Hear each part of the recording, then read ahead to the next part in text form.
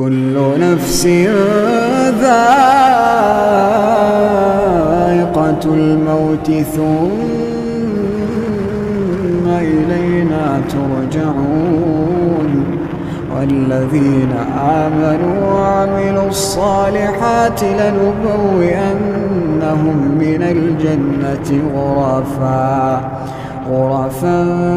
تجري من تحتها الأنهار خالدين فيها نعم أجر العاملين الذين صبروا وعلى ربهم